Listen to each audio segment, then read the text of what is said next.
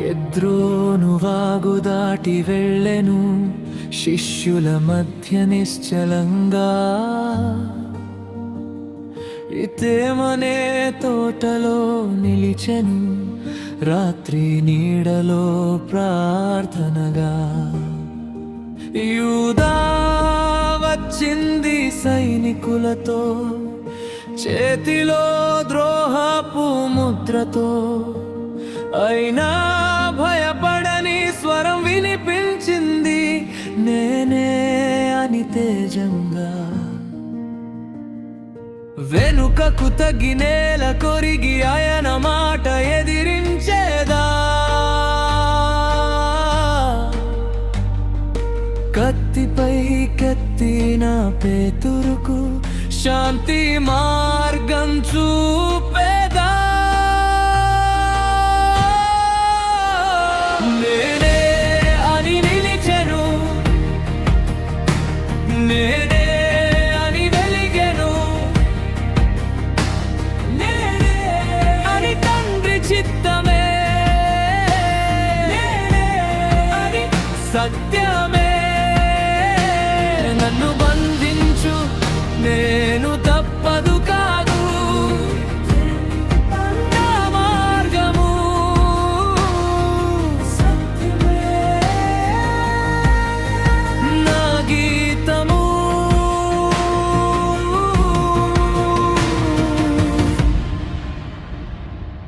మల్కు చెవి తెగి పడగా ఆయన చేతి స్పర్శ నిలిపెను. రక్తం కంటే గొప్ప శాంతిని ఆ గాయంపై కురిపించెను. ఆపు అని చెప్పి గద్దించెను, ద్వేషానికి తల వంచక. నొప్పిలోను ప్రేమ చూపెను ఆయన రాజ్యపు వెలుగు. అన్నయు కయపయొద్దకు బంధితుడై నడిచెను, అపవాదం మధ్యన నిలిచి నిజాన్ని మాత్రమే పలికెను. నేనే అని నిలిచెను, నేనే అని వెలిగెను, నేనే అని తండ్రి చిత్తమే, సత్యమే.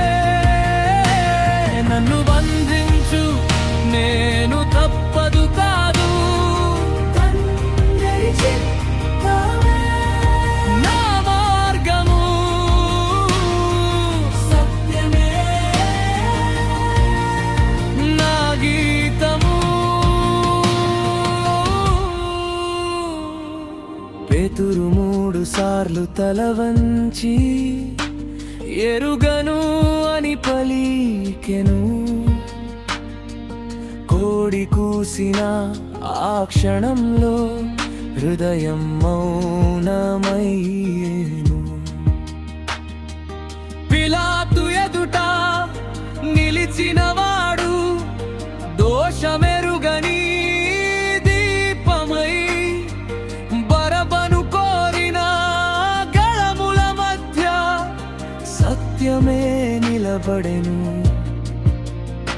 నన్ను చూడు, నా భయాన్ని కడుగు, నన్ను నిలబెట్టు, నా మనసును మార్చు. ద్రోహంలోను ప్రేమ, నిర్ణయంలోను నమ్మకం.